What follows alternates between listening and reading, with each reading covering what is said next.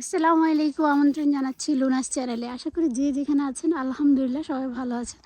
আমরা আলহামদুলিল্লাহ ভালো আছি। তো আজকে দেখতেই পাচ্ছেন খুবই সুন্দর একটা দিন। আজকে শীতটাও কম, কিন্তু সব কিছু বরফে ঢাকা। দেখতেই পাচ্ছেন কতটা উঁচা হয়ে আছে রাস্তার ধারে। তো এই হচ্ছে আমাদের কানাডার অবস্থা। তো কিছু করার নাই, এটাই মেনে নিতে হয়। তো আজকে হচ্ছে রোজার বলতে গেলে আজকে আমরা খাবো এখানে। আজকে হচ্ছে 17 ফেব্রুয়ারি। তো আমরা আজকে রাত্রে খাবো, আগামীকাল থেকে ইনশাল্লাহ আমাদের মুখে রোজা থাকবে।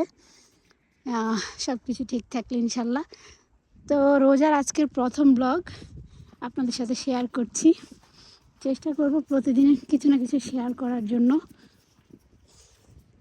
তো দেখতে থাকবেন আমার ব্লগগুলো এবং আপনারা সুন্দর সুন্দর কমেন্টস করবেন আমাকে, যেন আমি ভালোভাবে আপনাদের সাথে কানেক্টেড থাকতে পারি এবং কী করলে আরও বেশি ভালো হয় সেটা অবশ্যই জানাবেন। এই দেখতে পাচ্ছেন এটা কিন্তু একটা লেক। এখন ওটা এই যে কিছু পানি দেখা যাচ্ছে, বাকি অংশটা প্রয়োজন হয়ে আছে এখনও।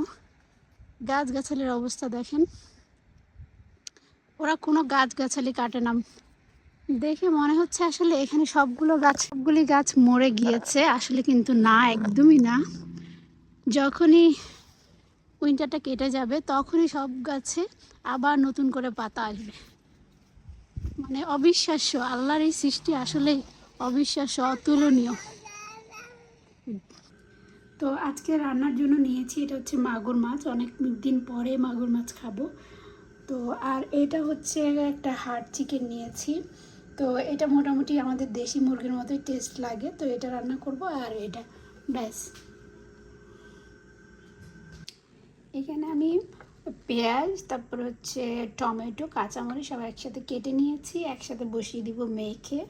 তো এখানে আমি কিছু জিনিস দিয়ে নিই, কিছু গুঁড়া মশলা এবং বাটা মশলা যাবে। তো আমি সেটা একটু দিয়ে নিচ্ছি, তারপর এটা মাছ দিয়ে দিব।